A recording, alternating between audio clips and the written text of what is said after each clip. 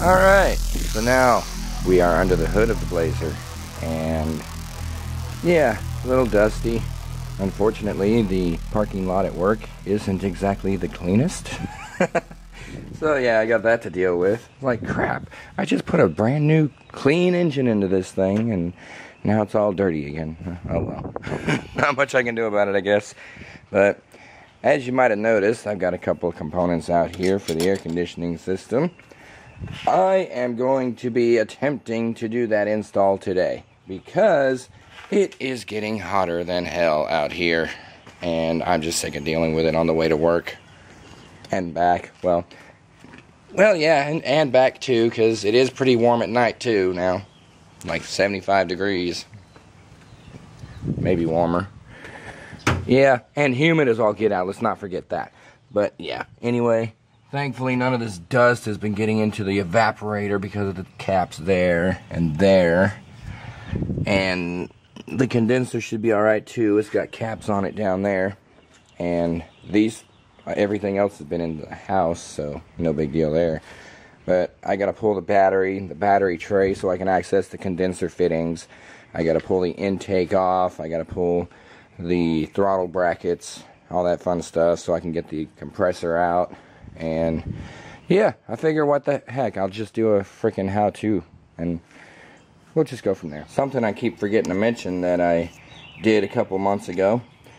This is the ABS module, brake controller, whatever. I had to actually remove this from the truck and do a repair on it. Well, little story to that. I decided I was going to go ahead and get a Tech 2 for this truck. And maybe that one too, if it could do anything with it. So I went online and I found a cheap one. It's a China clone from some site I can't even remember the name of anymore. And so I picked it up. They're like between $300 and $500 rather than the genuine Tech 2s that are like $8,000 or whatever. I don't think it's that much, but you get the idea. But I picked it up and I hooked it up to the truck, and of course the body controller was throwing all sorts of codes because I was running the truck without the PCM or the engine or the transmission in it or anything, and it was mad because it couldn't communicate with the PCM, so it threw a whole bunch of codes for that. But I cleared all of those and everything was fine there. And then I checked the ABS control module and it was throwing a single code. I don't remember exactly what it was now, but it was something like the motor controller failure or something like that. So I looked up this code online, and apparently it's a common thing with these trucks and some of the early GMT 800 pickups and SUVs. So I was like, okay, why bother shelling out for a new module if I can fix it myself? And if I can't fix it myself, well, I'm no worse off than I was before, right? So I pulled the module off. It's just 4 Torx screws. I think they're T15s, maybe T20s. I pulled it off. Had to pry the cover off because they silicone the cap on with no screws. Stupid and ridiculous if you ask me, but that's what they did. And I got in there. Everything looked okay, but I figured, alright, I'm just going to grab my soldering iron and touch up these connections. I touched up relay connections. I touched up the solenoid connections. I soldered up the input, the power input, which is over here somewhere, and the motor output connections. I resoldered all of those connections, put it back in, and it worked. I mean, I was rather shocked, to be honest with you. It actually worked. I got on the Tech 2. Actually, let me show you that real quick. Okay, here's the Tech 2. Rather huge. I mean, I was not expecting such a huge thing. But yeah, there's the Tech 2. I can't power it on right now because it's not self-powered. But I was able to use that to check the module for errors and test it. And everything checked out. It works perfectly now. So I went ahead and a couple months ago I grabbed a pair of RDS tape and CD radios out of, I think, an 02 Trailblazer and an 03 Envoy. But they were locked to those trucks because RDS radios, like 2002 Plus or VIN locked. So I was able to use the Tech 2 to unlock these radios over here. This one up here is missing the screen. It was broken. This one here is fine. This one down here is that Bravado radio I mentioned in another video. No, not going to use it after all. But yeah, I was able to unlock those, but they still don't work properly in the Blazer because the Trailblazer and Envoys use Class 2 to power the radios up. This truck doesn't. It actually still has an ignition line that goes to the back of the radio to power it up. So anyway, I got those radios unlocked, and that was the end of that. Don't know what I'm going to do with them now, because I can't use them outside the truck. But they work in the truck with the ignition on, because the Class 2 powers them up with that. But as soon as you turn the ignition off, the radio goes off, because there's no Class 2 power up when the ignition's off. So, a little useless there, because the retained accessory power doesn't power them up. Anyway, I'm going to get to this. I'm going to start tearing into it, and we'll get back to actually working on this stupid truck.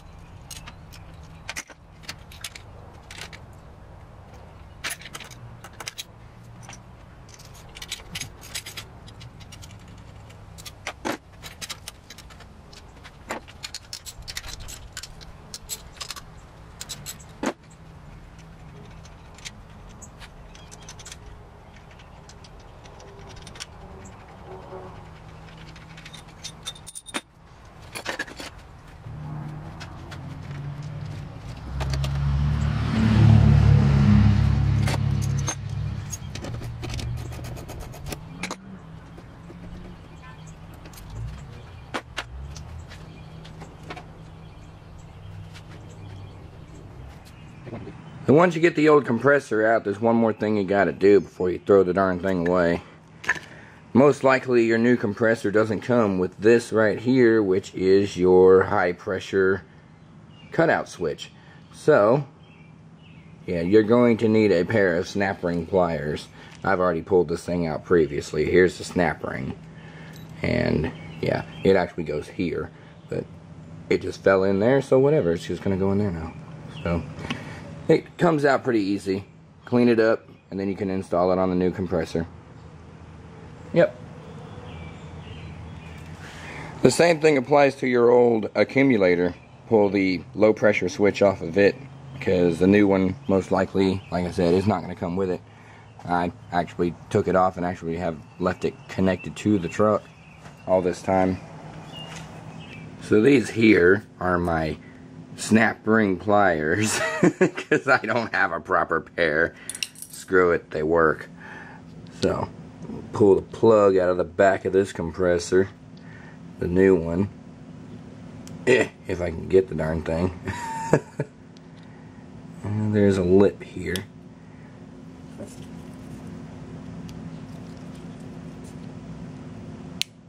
There it goes.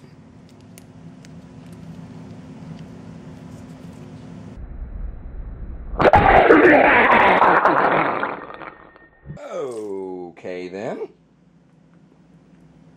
I just got pag oil spewed all over me.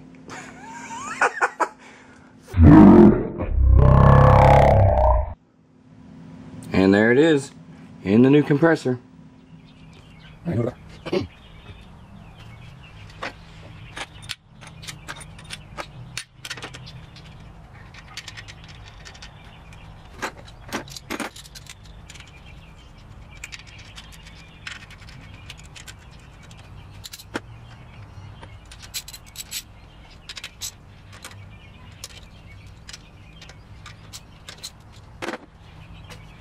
So here we have the orifice tube.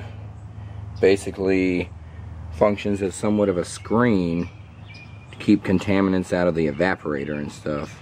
So, yep, brand new one going in. And as far as I know, there's only one way you can put it in, so let's go with it.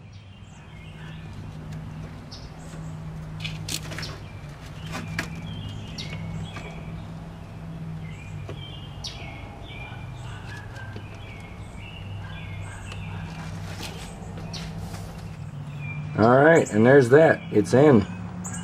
And it ain't coming back out now. Alright, so now I'm going to go ahead and get the lower tube on, the condenser and evaporator. And then we'll move on to that. And then hopefully my neighbor gets home pretty soon, because he's got the vacuum pump and gauges I need to refill this darn thing.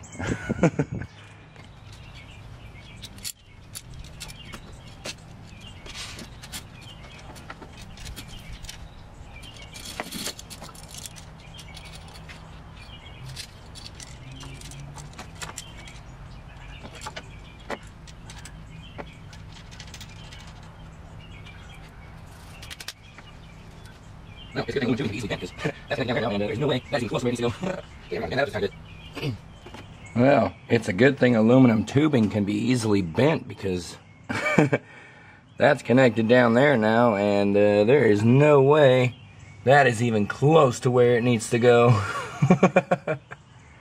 So yeah, we're going to have to bend that up just a tiny bit.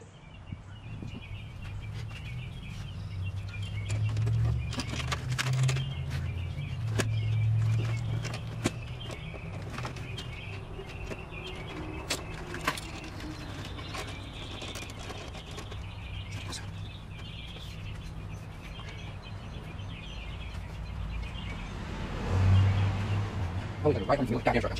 You fucking fucker. Son of a bitch.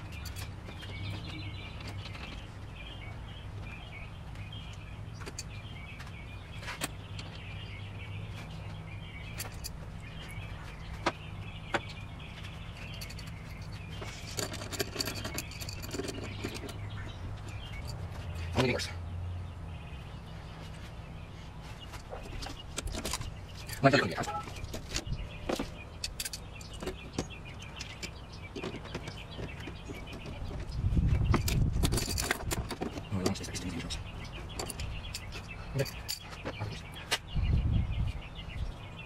Goddamn motherfucking horse. Thank you very much.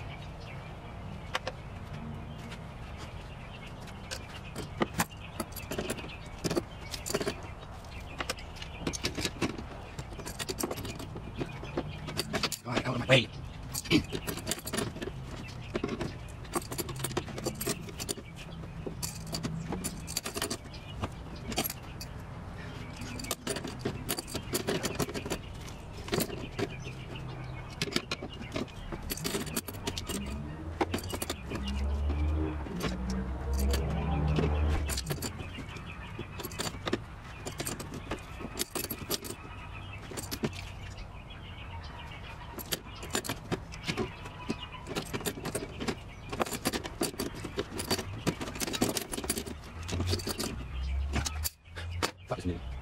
Alright, so the orifice tube is now in, the high side line is in, tightened up, ready to go. Compressor is now in and tightened down. You can go ahead and put the serpentine belt back on in a second here and get the battery tray put back in. Well, no, I can't do that yet because I got to put the low side line on. Well, compressor line, I guess I can call that one. So let's go get that one and hook it up.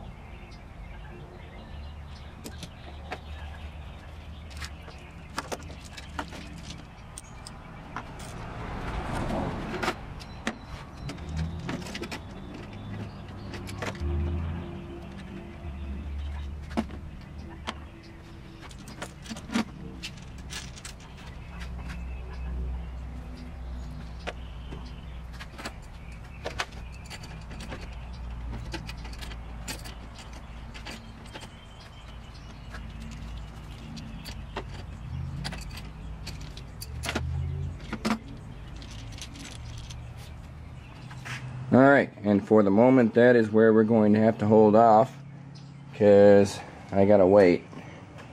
My neighbor, next door neighbor, has a set of gauges and a vacuum pump to evacuate the system. Then you can go ahead and charge it up. But until he gets home, this is going to go on hold for the moment.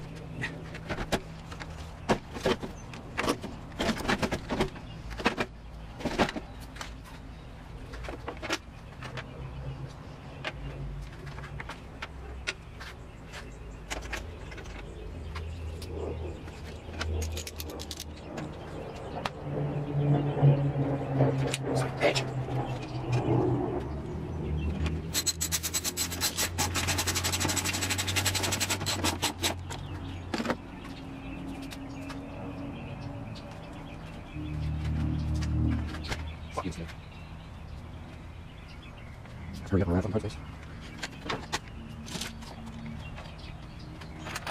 Eat it.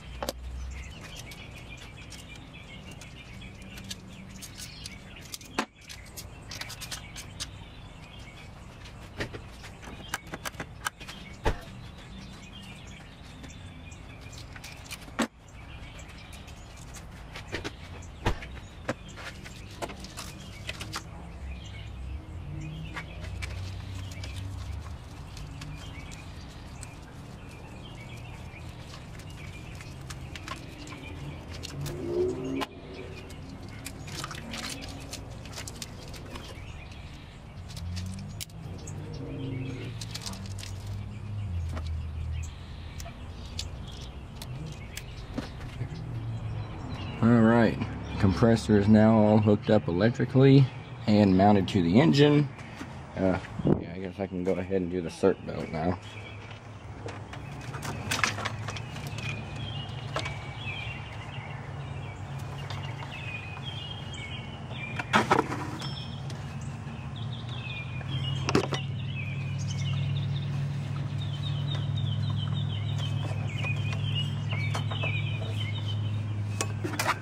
Which is not going to be easy with a camera in my hand. Alright, that's on. And now we wait. And something else I want to mention before I go ahead and put the intake back together, and while it's still light outside. A little something I did to this intake box. Opened it up a little bit, so the airflow is a lot easier to come by.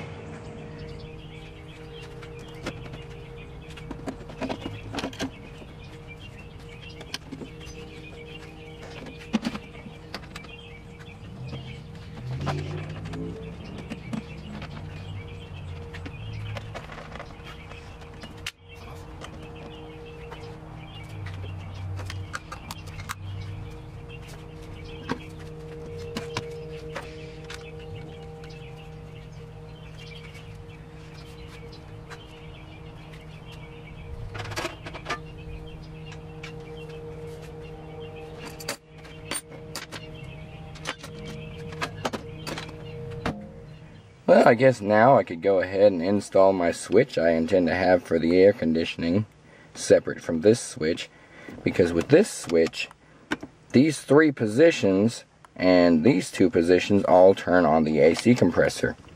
I don't like that. I want to be able to run both up and down without running the AC. And that's pretty much the position I've kept this thing on since I got it. And I disconnected the wire that goes to the blower resistor pack for the first speed, so I can have this turned off and still have my vents pointed the right direction. Because with this turned all the way off, the only open position is down, and that opens up the heater door as well, which overheats the truck. So I like to keep it in that position so it's blowing down and up, and I'll keep the blower off on like warm days or cool days, and then if it's a hot day I'll actually turn it up some. And yeah, so I want to switch here to turn on the AC compressor when I want it, not when it wants to. And I'm going to have a switch over here as well, going to a set of solenoids from an automatic AC system truck, and that's going to control the recirculation door, because with this as it is, the recirc door only opens up in that position. And again, I don't like that. I want it to go when I want it to go. So, like that truck over there, it does what I want it to do when I want it to do it, pretty much. So, yeah, I'm going to get a couple switches put in here, and I guess while I'm waiting for my neighbor, I can go ahead and do that.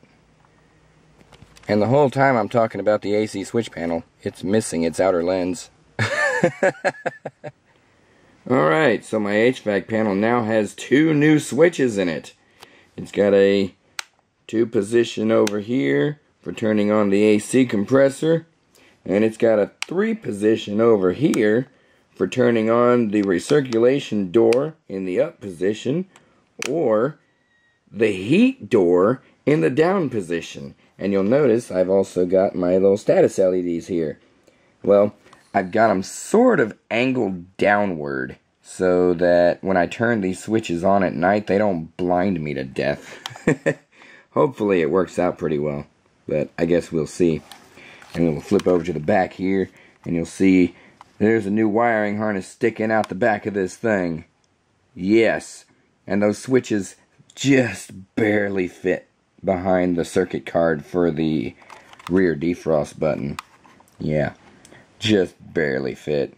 But I'm going to go put this in the truck, solder the connector into the truck. I got to tap a couple wires, and 2 of these won't even be used right now because I don't have the vacuum solenoid set in there yet. I got to do some modification in the truck to get the vacuum setup working with that, but the switch is in here for when I do finally go to put that in. I love the smell of a fresh solder job, and these are extremely well flowed connections. I've already covered up the ground, which I have tapped into the backlighting connector, and the power connector, which goes to the mode selector switch. So I get power to the switches, but only if the mode switch is not in the off position, which it is right now. And then, of course, the blue wire goes to the AC compressor. And I'm going to go ahead and just cover up this whole connector because it cannot go back in this connector, because then the switch will be controlling the AC compressor, which I do not want. So that's how that's going to go. And like I mentioned, eventually I'm going to have the automatic AC solenoid pack in here, and I'm gonna have to do some modification behind the dash of these very rainbowy vacuum hoses so I can control the recirculation door and the heater door individually and separately from this switch. So, oh yeah, I've got 2 of them here. One is a backup in case I didn't get this project done tonight. I could just put this one in here and still be able to use the system.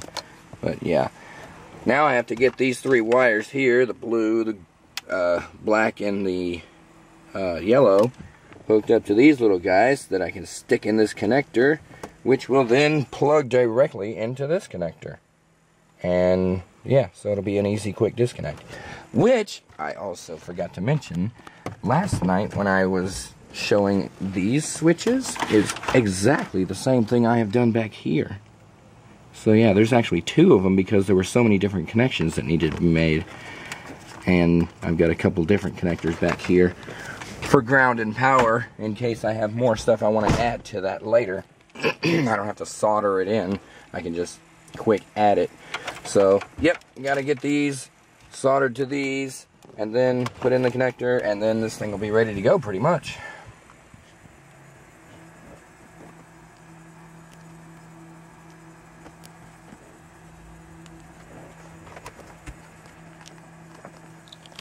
Alright, one more connector to hook up and this thing should be ready to go.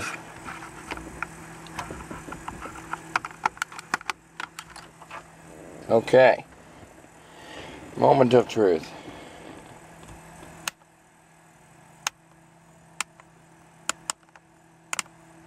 Okay, no power because the switch is off, but now go back to where we usually go. We've got an AC compressor switch, we've got cooling, and we've got heat. Yes! That is the way she should work. Cool. We're going. Turn it all off and everything goes out. Perfect. Oh, freaking righty then. So now all I gotta do is get that door thingy in here and wire it up and vacuum it up, and this thing will be just the way I want it. All freaking righty then. And this is gonna be a to be continued because it's too long and we're not done yet. And there she be. There it should be. With the LEDs pointed the way they are, they're pointed down at the console and should really not blind me at night. Yeah, that's perfect. I mean, that's great. That is not at all blinding to me because they're pointed at the deck. Awesome.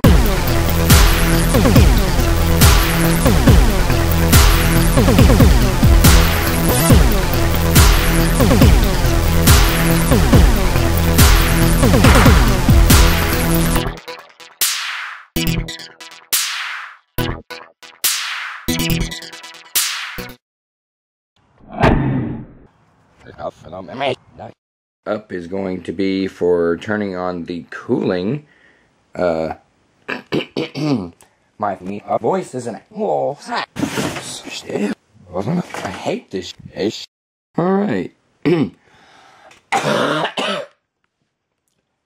I can't even cough right.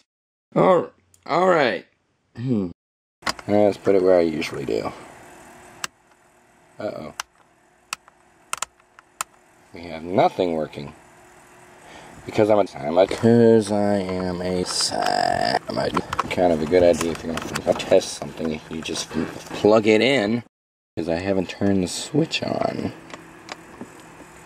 Now.